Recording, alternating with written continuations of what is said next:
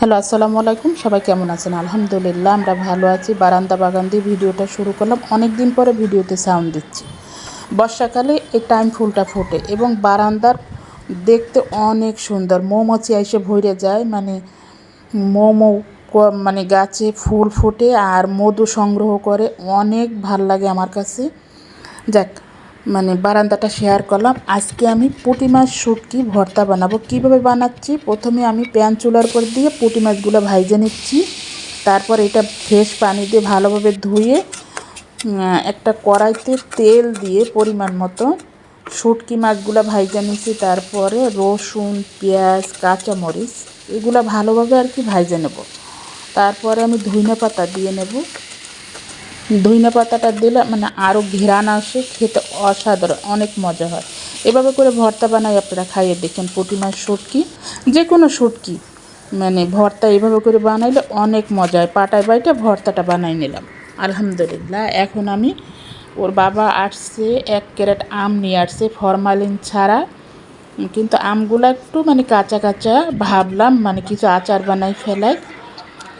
তাই আচার বানায় আমগুলো কাইটে কুইটে নিয়েছি, ভালোভাবে ধুয়ে নিলাম। ধুয়ে একটা কড়ার ভিতরে আমি মানে কি মশলা দিই, তেল ছাড়া মশলা ছাড়া আজকে আচার বানাবো। এই যে সামান্য একটু শুকনো মরিচ কাইটে নিলাম, একটু আস্ত 5 ফোড়ন, বিট লবণ আর চিনি আর এমনি লবণ দিয়ে ভালোভাবে এই যে মানে আমটারে এভাবে করে সেদ্ধ বসাই দিছি।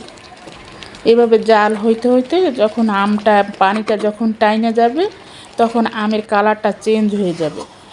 এই যে আমের কালারটা দেখছেন, আমি কোনো মশলা দেইনি। মানে আমের কালারটা আস্তে আস্তে করে মানে পানিও টানতেছি আর কালারটাও অনেক সুন্দর হয়ে আসতেছে। আমি কিন্তু মানে তেল ছাড়া মশলা ছাড়া এই আচারটা আপনারা এইভাবে করে বানাই খেয়ে দেখেন, অনেক মজা হয়।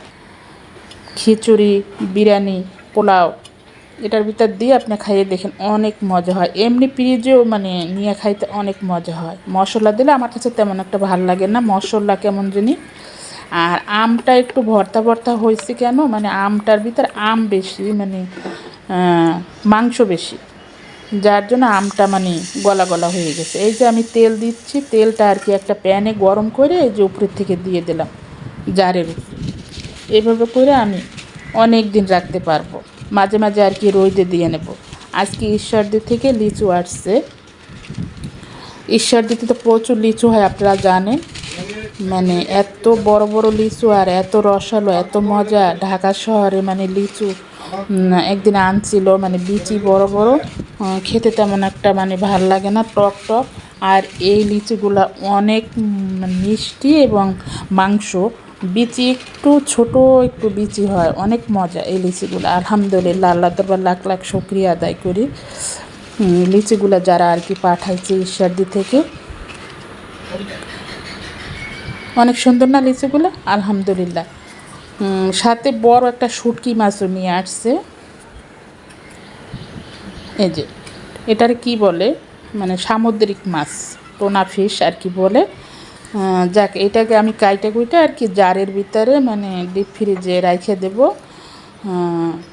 এমনি নর্মাল যদি ডিব্বার ভিতরে রাখি হয়তো বা পোক টোক পড়তে পারে। আর মানে আমি একটু রোদেও দিয়ে নেব, জাল না, এই যে রোদে দেবো। আমি কিছুটা কাইটে নিচ্ছি, অনেক বড় মাছ তো, আস্তে আস্তে করে মানে ছোট ছোট পিস করে কাইটে কাইটে রাখবো। এই যে জাল না এভাবে করে একটু রোদ লাগুক, গন্ধবাসটা একটু যাক। আর কিছু এই যে কাইটা ছোট ছোট পিস করে মানে জারের ভিতর রাখবো। এভাবে করে আর সংরক্ষণ করে ডিপ ফ্রিজে রাখলে অনেক দিন খাওয়া যায়। আলহামদুলিল্লাহ, অনেক বড় শুটকি মাছটা, তাই না? আমার কাছে খুবই ভালো লাগছে। আমার এই ভিডিওটা কেমন লাগছে, ফল দিয়ে অনেক দিন পরে আজকে বারান্দা বাগান দিয়ে ভিডিওটা তৈরি করলাম। সবাই ভালো থাকবেন, আমাদের জন্য দোয়া করবেন। খোদা হাফেজ।